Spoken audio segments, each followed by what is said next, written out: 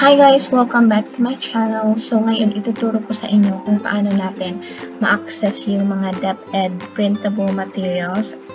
Kasi ito yung DepEd Commons page or homepage na ito is mostly for online quizzes. So wala dito yung mga printable materials.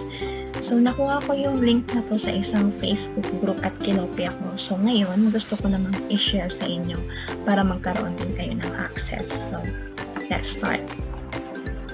Ayan, nakopya ko na yung link. Ito ay for grade 1 to 10 lang po siya. Kung gusto niyo pong makuha yung link for nursery and kinder, please comment down below. Isasend ko na lang po sa inyo or i-reply ko na lang po sa inyo.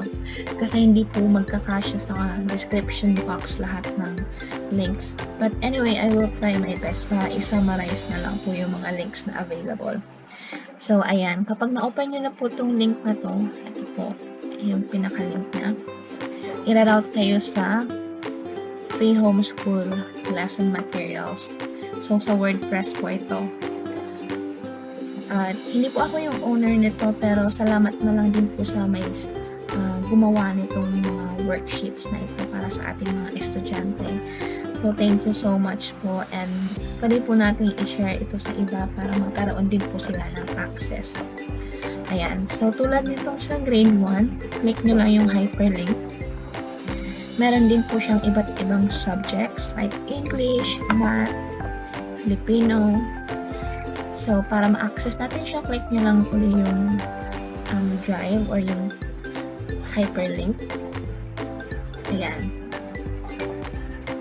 So, andyan po. So, same lang to yung una kong video na ginawa. Kaso, na-delete na siya.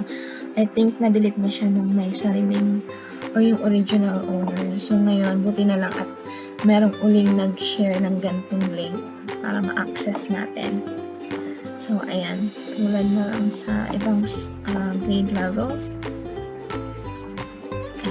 Tulad sa grade 2, may iba't ibang subjects din siya. Ayan. Kayo na pong bahala mag-discover basta nandito na lahat sa link na to. Yung from grade 1 to 10.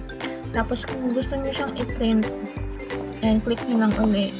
Click nyo yung specific na subject na gusto nyo i-print out. Ayan. Then just click on the print icon sa taas. Make sure lang na connected na ang inyong computer sa printer or kung wala naman, pwede nyo siyang ipa-print or i-download sa isang USB drive, then punta na lang kayo sa computer shop para ipa-print. So, kung meron naman kayong sariling printer, then why not print it and make sure na yung destination is to your printer. Ito, kasi may mga pages dito na like table of contents. Kung ayaw nyo namang isama yan sa pagpapaprint, pwede nyo namang i-skip yan. So, pwede kayo mag-start dito. So, page number 9 siya. So, punta lang kayo sa pages, then select nyo yung custom. Then, piliin nyo yung page number 9. Let's say, page number 9 to 20. Lagyan nyo lang siya ng dash in between numbers, then, comma, kapag may gusto uli kayong piliin na specific page. Like 25, then comma uli, and then another page. Yan.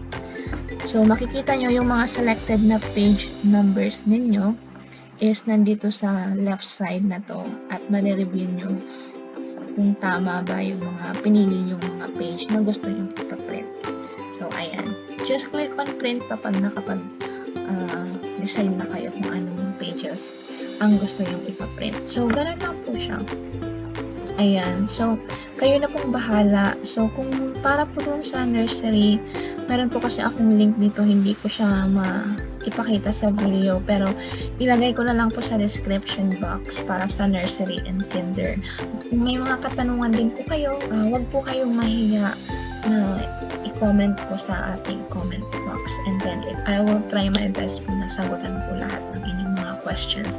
And please don't forget to click on the subscribe button and like this video na rin po para ma-update po kayo sa ating mga susunod na video. And please share this video na rin po para ma-share po natin sa iba na gustong magkaroon ng access sa mga printable materials ng DepEd.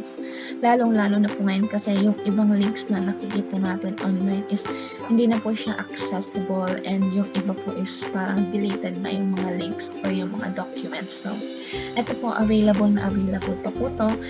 So, access nyo lang po yan, and please don't forget to click on the notification bell para ma-notify po kayo sa ating mga susunod na video.